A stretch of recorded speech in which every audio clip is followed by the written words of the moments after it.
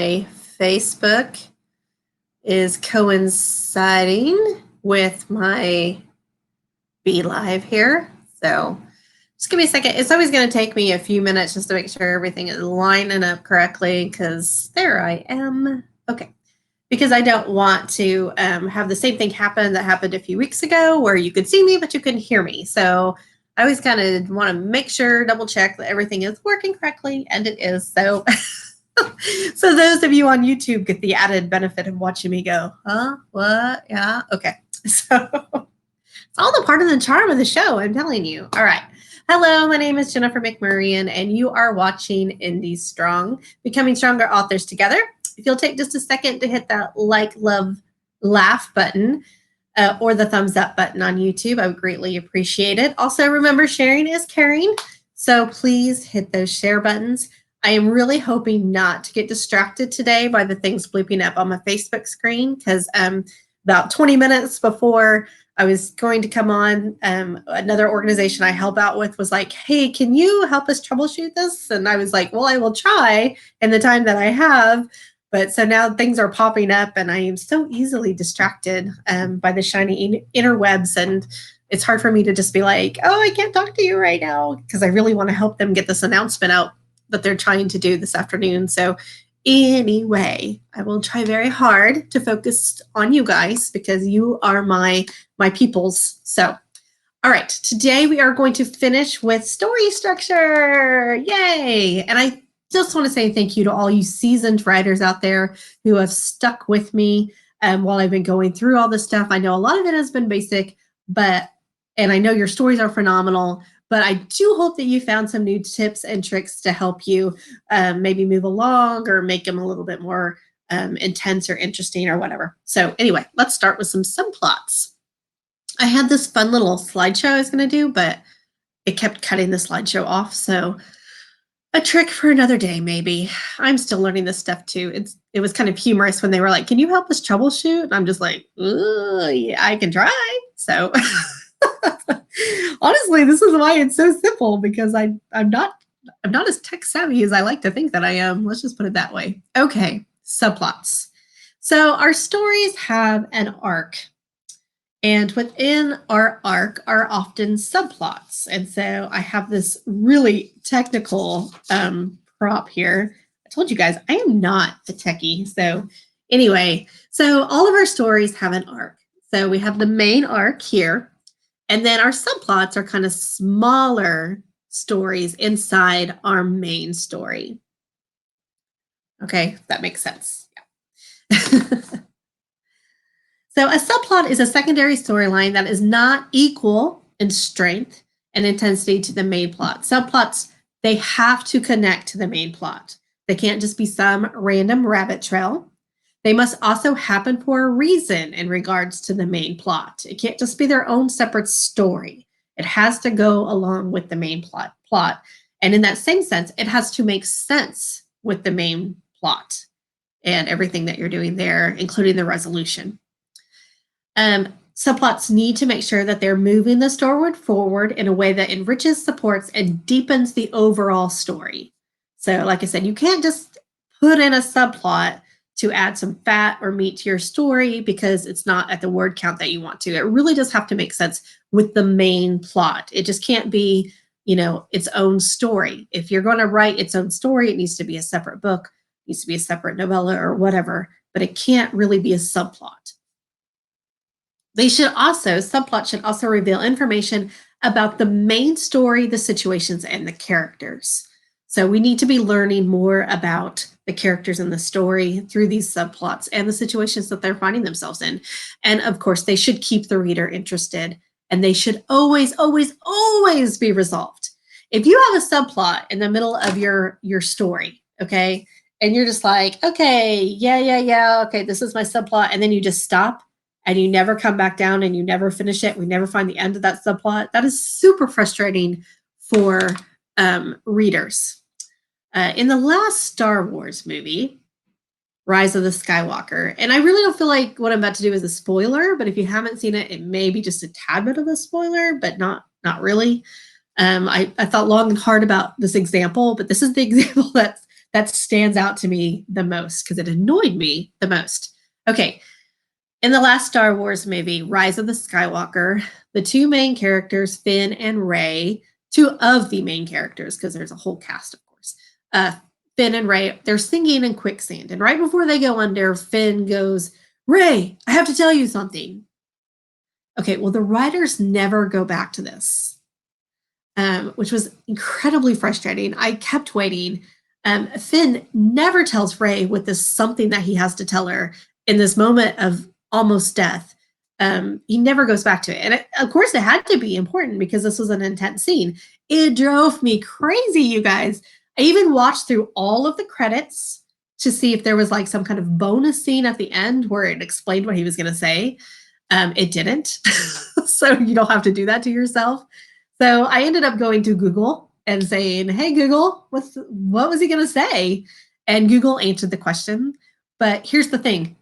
I'm not Star Wars. You're probably not at the level of Star Wars either. So a reader isn't going to be able to go into Google and say, how does this subplot end that Jennifer didn't finish? And so make sure your subplots are finished. Give those readers a resolution. Don't just be like, I have to tell you something, and then never tell them that something. So I found that incredibly frustrating.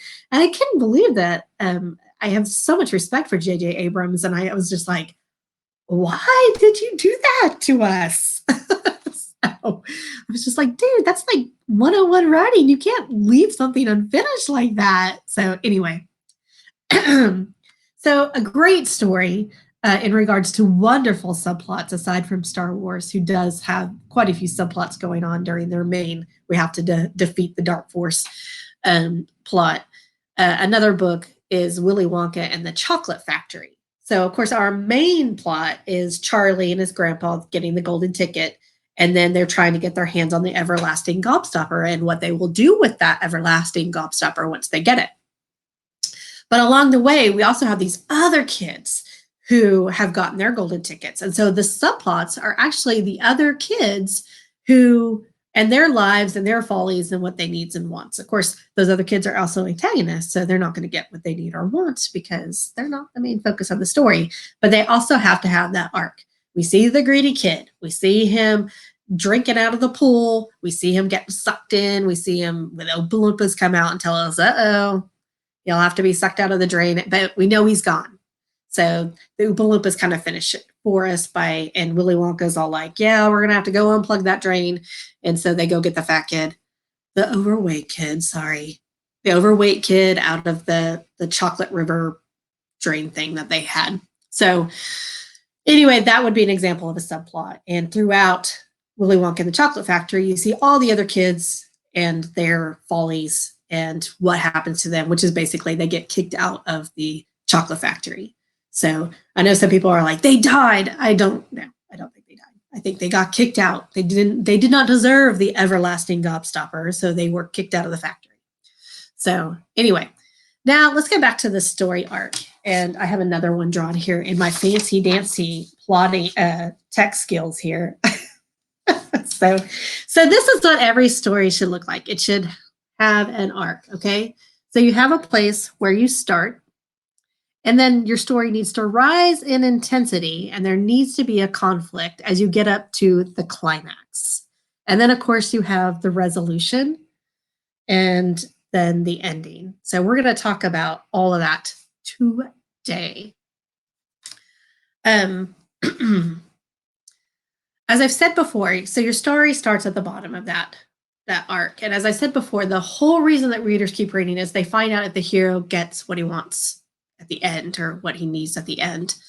If the need and the desire are missing, then the reader is most likely going to stop. And that is where all of this comes in. This is where you find the protagonist finds his need or his wants, and then he's going to try to accomplish getting what he needs or wants. This is where he meets the antagonist. There is a conflict trying to keep him from getting what he needs or wants. Okay, which leads us up to the climax. And every story has to have a conflict. If it is too easy for your character, it's not going to be believable and people will stop reading. Now, conflicts do vary in intensity. A romantic storyline will be intense in a vast different way than, say, a historical war based novel. No genre, no matter the genre, the intensity must increase. You have to build up to this point where we get to the climax where it's like the protagonist is going to get what he wants or he's going to fail miserably. All right. Now, I would love to talk about each genre and how that intensity should increase in the arc, but that would take months because there are a ton of genres, and within every genre is a subgenre. In fact, today I just learned about speculative genre, and I had to Google it, and I learned that speculative genre has a whole bunch of genres that I did know kind of in it, like science fiction and fantasy and horror and historical, I believe. And so I was doing a little bit of reading on it. I didn't have time to become like an expert on it in the time I took from somebody saying it to me to when I Googled it. But yeah, so that brings me to point B. I find I do not feel anywhere near qualified to be able to tell you how each genre should be how you should intensify each genre because I'm just not an expert in all genres as much as I'd like to think I am. So like for science fiction, for example, that is a genre that I very seldom read and I never write. So I would feel very unqualified trying to give you guys advice about writing science fiction because that is definitely not in my wheelhouse. But if you want to know the ins and outs of specific genres and niches and how the intensity and endings, because we're going to talk about endings today as well, should work, there are a ton of books on Amazon for each niche, not to mention blogs, YouTube videos, and tutorials online. Two of the books, these were just two that were sitting on my desk. I'm a book junkie. I buy books all the time. I buy books on writing, and of course, I buy fiction, and I like humorous nonfiction and biographies and self-help. So there's a little tidbit about my reading. But these were two that were on my desk. So how to write an outline for a cozy mystery, because that is definitely a genre that I want to write. It's one that I love to read. And so I bought a book to help me out with that. And of course, mystery is a huge genre. The cozy mystery is a niche of that. And then this one was recommended to me by an author sorry, there's a little bit of glare, by an author that I really respect. And so I bought it. I have not read it yet. I feel pretty good about my romance writing skills, but there's always room to learn something new. So these were just two, and they were not expensive. I think they were both about $7 on Amazon. You can also get them in Kindle if you want, but sometimes I like to take notes in books like this, so I get them in paperback. So let's see. If you have a special question, I was looking at my notes where I was at because I got a little bit distracted there. If you have a specific question about a genre or niche, you can ask me. You write in the comments or PM me, and I'll answer it to the best of my knowledge. I will. If you don't want to have to weed through the Google, because sometimes it does take a little bit of weeding through to get something that you actually want to know. I'll answer it to the best of my ability, I promise. So back to our arc. So our story is intensifying until it gets to the climax. The climax should be the most exciting part of your story. It is where everything that can go wrong should go wrong. Your protagonist has to make everything right in order to get what he needs. The entire story has built up to this point. It is the absolute peak of your story. If you have your climax too soon, it's like taking a cake out of the oven before it is fully baked. It's going to be mushy and raw and not very pleasant to eat. You have your climax too late in the story, then it's like baking the cake for too long, and you basically have a brick. Again, not pleasant to eat. So we're looking for something that is pleasant to read. I mean pleasant like interesting, not pleasant like, oh, this is a delightful little story and with no conflict, because you have to have conflict. Life is full of conflict. If you're not writing conflict in your stories, you're not really writing about life. And conflict varies, like I said. Sometimes a conflict isn't world shattering, but it's still, there has to be a conflict. So most writers know what their climax will be when they figure out their plots. But if you're still struggling, here are some things that maybe will get your creative juices flowing to kind of help you with that climax. You can look at books that you love. What was their climax? What did you like about it? This is not to be confused with plagiarism. Do not take somebody else's climax copy and paste it over in yours and change the names. I'm not talking about that. Please do not do that.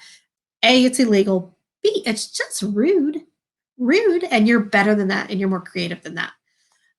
But you can get ideas from books that you love. I mean, there's a reason that you love those books, and there's a reason that you love those climaxes. So you can take inspiration, not plagiarism, inspiration from those books and be like, what did they do? And how can I make something like that work for me? Okay, so books that you love, movies that you love, any kind of storytelling that you love. You can make a list of worst case scenarios. And I've had to do this on more than one occasion because I really do like to be nice to my characters. But in a climax, you really do have to beat them up. And it does not matter if it's a romance or a historical or paranormal. During the climax, they have to be beat up, either emotionally or physically. But think about your plot and your characters, and then make a list of everything that could possibly go wrong. Usually you'll find something in that list that will click with you and click with your story. Watch the news. Unfortunately, especially now, of course, we're in the middle of a pandemic and there's bad news every night. We live in a world where the nightly news has more chaos than feel-good stories, which doesn't always help the heart, but it does help when you're trying to write a climax and you're trying to put your characters in really bad situations. So watch the news, see what's going on in the world, and take inspiration from that. Personal experiences. Like I was saying earlier, not every climax is a catastrophic event to the world. Sometimes it's just a catastrophic event to you. For example, maybe you have a huge fear of public speaking, and the only way that you can get that paycheck that you need in order to put food on the table is if you get up in front of the board and do a presentation. Now, getting up in front of a big group of people and talking, that's not a big deal in the grand scheme of the world, but it's definitely a big deal to you. So that would be, a personal experience that you could use in one of your books. So now that we've reached the tippity top of our arc with our climax, we need to start coming back down. So this is where we talk about the resolution and the ending. Okay, we're going to wrap it all up. Now, before you can have your resolution, though, you have to make sure that all hope is lost. Seriously, the reader has to be going, oh my gosh, how are they going to get out of this? That's the whole reason they continue reading. And a lot of times for me, it's the whole reason I continue reading late into the night, way past my bedtime, which is already late. But because I need to see, I'm just like, oh my gosh, how are they going to get themselves out of this mess? That is what you want the reader to be like when they're reading. How in the world are they going to do this so that they'll keep reading? For example, I'm going to use Castaway, the old Tom Hanks movie.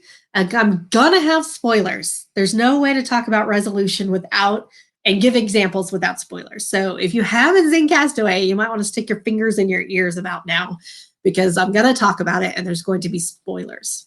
Okay, so if Tom Hanks, if all he had to do was walk out into the beach and be like, hey, boat, over here, then that would not be a satisfying resolution. We would not be going, oh my gosh, how's he going to get out of this? We'd just be like, oh, okay. And it would be very anticlimactic. It would be very much a letdown.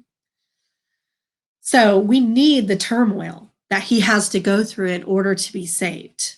We need the scene where he is discussing with Wilson the volleyball, his only, his only companion during this 4 years that he's had on the island. He's arguing with this volleyball about whether or not they should even try to use their raft to get over the break, because it is a crazy break. There's tons of waves. It's going to be really, really hard to get over those waves in his little handmade raft. So he's arguing with Wilson, but we do get the sense at the end of this argument that it's either he tries to get off the island or he's going to commit suicide. Excuse me. Pollen again, you guys. My whole family's kind of down today after the storms we had last night. Okay. So, but we know that there are two choices for Tom at this point. He either tries to get off the island and dies trying, or he's going to commit suicide. We know this for sure. So they get over the break, and we're all like, yay!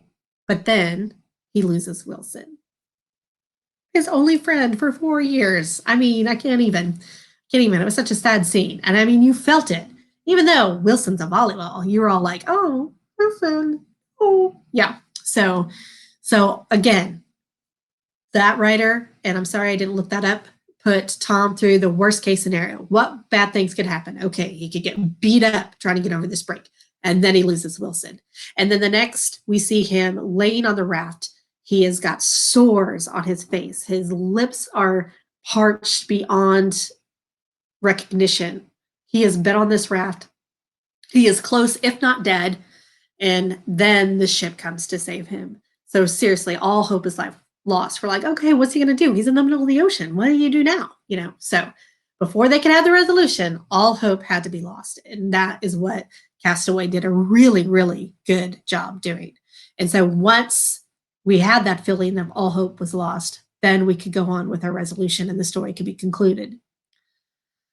The conclusion/resolution is where all those loose ends are wrapped up, and the ending should be satisfying to the reader. There are 3 types of resolutions that are most common that readers do find satisfying. The first one is the happily ever after, or at least the happy for now. And you find this in every romance book. Every romance book has to have a happily ever after. If you're writing romance and you end it and there's not a happily ever after, you have not written a romance novel. I don't know what genre it would fall into, but it is not a romance. And we'll talk about other types of endings in just a minute. But a romance novel has to have a happily ever after. That is what people who read romance novels are expecting. They're expecting the couple to get together and that they're going to live happily ever after. We need to see the hope of their future. That is what makes a satisfying ending for most readers. We already live in kind of a dark, trying time. So when you pick up a book and there's a bad ending or a sad ending, which some do, some have that, personally don't find that satisfying when I read a book. I really hate it when I read a book and it has a depressing ending. And I just thought, well, why the crap did I just read that whole book? I mean, I don't feel good. All I feel is depressed now. And so I would tend to stay away from that type of story. It has to be done really well in order for it to be a success or picked up by Oprah. Because there for a while, it seemed like every Oprah book club selection had a super depressing ending. And I was kind of really worried about Oprah there for a while. So anyway, if it's a romance, it has to have happily ever after. Most books have at least a happily for now. So basically, we see our characters looking forward to the future. There's something bright ahead. Doesn't necessarily have to be rainbows and butterflies, but it can't be gloom and doom. It can't just be sadness and a big cloud of thunderstorms and baseball-sized hail. So that's what we dealt with yesterday. Not here, thankfully, but a lot of Oklahomans did. Ugh, it's gross. Okay. So that brings us to the next type, which is the twist or surprise ending. Sorry, pollen. Gosh, I'm telling you.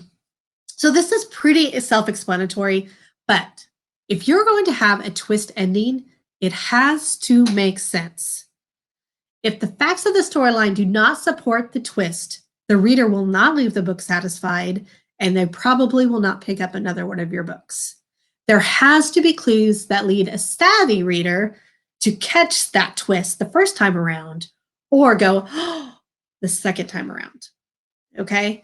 A really great example of this is The Sixth Sense by M. Night Shyamalan. And again, this is it's an older movie, but one of the best in my humble opinion. But this movie, I watched it the first time in the theaters, and just like everybody else, I don't know anybody personally who was not caught off guard by this ending, who wasn't like, like I was. I mean, I get goosebumps talking about it right now. I don't know if you can see those, but every time I talk about The Sixth Sense, I get goosebumps because it totally gave me like a writer crush on M. Night Shyamalan. And I thought, I want to write like that. I want to make people go in the best way possible at the end of it. So in The Sixth Sense, you watch it the first time and you're totally shocked by the ending. But then if you watch it a second time, you can see where all of those clues were set in place by M. Night Shyamalan. it wasn't like the ending didn't make sense. It made complete sense after everything was displayed. And I watched it again this past weekend. Gosh, such a good movie, and not like horribly. It's a little gory, nothing like what we see nowadays, but and it wasn't even like horribly terrifying to me. If you don't like horror, it's very suspenseful, so I'll give him that. But yeah, so I watched it again, and even knowing the ending, I almost watched it like it was a totally different movie, and it was still phenomenal. Gosh, one of the best movies out there, I swear. So if you haven't seen it, watch it. And I tried not to give away any spoilers there, other than there's a twist, because it's so good. Okay, which this brings us to the satisfying ending. Yes, I've already said that all endings have to be satisfying, but this is to show that you can have a great ending without the happily ever after. Everything does not need to be wrapped up in those rainbows and butterflies, like I talked about. You could have an ending where not everyone is happy, but you, as the reader, realize that it was the right thing for everyone involved. So, Casablanca is a great example of a satisfying ending. Again, I'm going to have spoilers, and if you have not seen Casablanca, I guess put your fingers in your ears, but you're really doing yourself a disjustice by not watching that movie. And I know it's in black and white. Watch it in black and white. Don't do that Technicolor stuff. Watch it in black and white. It's a great movie. Okay, so you think it's going to end with Rick, Humphrey Bogart, and Elsa getting together, but then Rick sends Elsa on with her husband. And you're just like, what? He's all like, we'll always have Paris. And you're just like, but you guys are meant to be. And at first you're all like, why are you doing this? But then he explains Victor, Elsa's husband, is key to defeating the Nazis. And in the grand scheme of the world, Victor needs Elsa, and and defeating the Nazis is way larger than Rick and Elsa being able to be together. If they ran off together, in a sense, it would be selfish for the entire world. So he's all like, Elsa, you have to go and you have to help Victor because the world needs you more than I need you. And so we're sad because the lovers didn't get together, but we also know that the Nazis will be defeated because of Rick's heart sacrifice. And at the end of it, we also kind of get the feeling that Rick and Louis will have a grand time thwarting the Nazis in their own fun way. So I read a book that was inspired by Casablanca, where it was kind of like the continuation of it, and it was really good. I really liked the direction that they went into. I think it's called As Time Goes By, but I don't remember the author. Forgive me. It was good though. Another movie, Titanic, is another example of a satisfying ending. We really want Rose and Jack to live happily ever after. And yes, if we're being honest, there is plenty of room for Jack on that headboard, door, whatever thing that Rose is on. Plenty of room. She just needed to scooch a little bit, right? But anyway, that's not how the movie ended. Jack dies. Sorry, spoiler again. If you haven't seen Titanic, I don't know what to tell you. I try to pick not new movies other than the Star Wars thing that I mentioned earlier. These are all pretty old movies, like movies that were out when I was in high school. So I feel pretty confident that, you should have watched them by now. Anyway, so Titanic. Jack dies, and we're sad because these two lovers are not together. We really wanted them to be together because, after all, Titanic's a romance story, right? It's really not. It's really a disaster movie. But anyway, I mean, tons of people died. I don't know. The love story is actually the subplot. Hello, look at that. Okay, so anyway, we really wanted them to be together, but Jack died. But Rose goes on to live a full life, almost as if she is living for both of them. So she didn't just wallow around in despair. She actually went on and said, you know what? I am going to live this life to the fullest and make Jack happy in the only way I can now.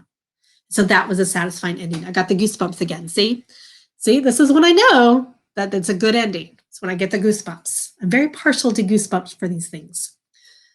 So that's why it's a satisfying ending. We're sad that the couple didn't get together, but we also see Rose took the opportunity to live a full, powerful, fun life.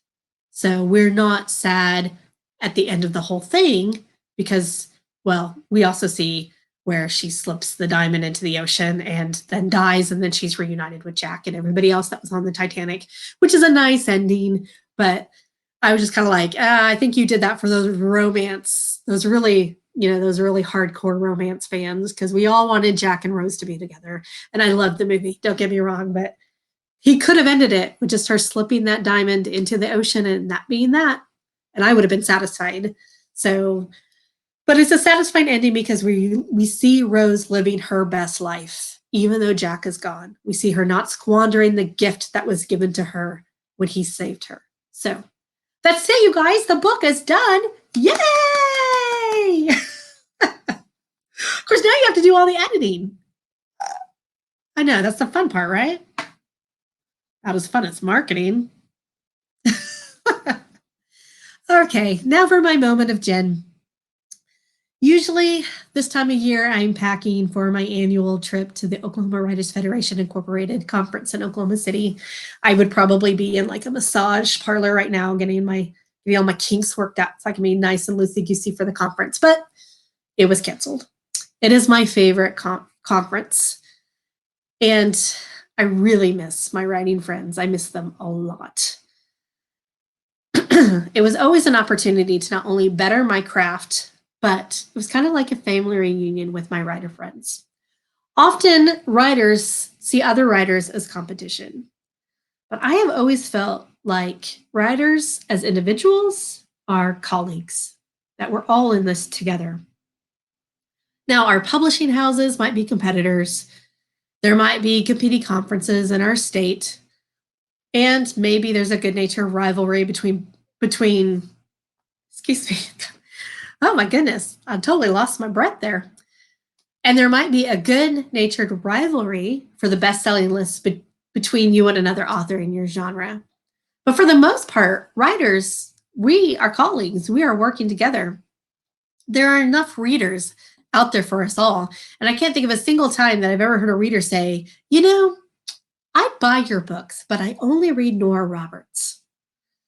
Where Nora Roberts might be somebody's favorite and they might buy and devour every book she's ever written, I reckon that they probably branch out, often. So what I'm trying to say here is I hope you're reaching out to other writers, and I hope that you have a solid group of writer friends. Even in this time of social distancing, and I sincerely hope that you guys are taking the precautions that you're able to. I know not everybody can stay home. Some people have to go back to work, and I understand that. And I'm thinking about you guys because I fear this tragic virus is just finding fuel in those who thought that we were overreacting, which I might add that it appeared we overreacted because the social distancing worked. That was the whole point. But anyway, I digress. I hope that even though we're unable to get together at conferences and in order to socialize and network, that you're taking part in that kind of socialization on the internet, whether it be Twitter or Facebook or Instagram or any other of those social media sites. As I mentioned before, I've started a group on Facebook called Indie Strong, and I'll put the links in the comment. Where we encourage each other. We state our goals and even our writing frustrations. Monday was a big one for me. It's a place where you can see what others are doing. You might even get some helpful hints. You can give hints, helpful hints. But most importantly, it gives you the feeling that you are not alone. Writing is a very solitary profession anyway. Conferences have always given us that opportunity to feel the energy of those like-minded creative souls. And where we can't do that, I hope that some of that energy will at least flow through the interwebs. So even if you don't join Indie Strong, that's fine. I do hope that you have a group that you're utilizing. I do hope that you're going to them and that you're chatting about the writing world, you're chatting about your plots, you're even chatting about your kids if you have to. I just don't want you to feel alone because you're not. You're not alone. So that's it for today. Yay. Next week it'll be May. I know, right? It's been the longest pandemic ever, yet it feels like it's going by like that. I hope you guys are doing well. I hope you're still chugging away on those stories because your stories matter. Each and every one of them matter because you matter. Until next week, I hope you all take care and happy writing. Bye, guys.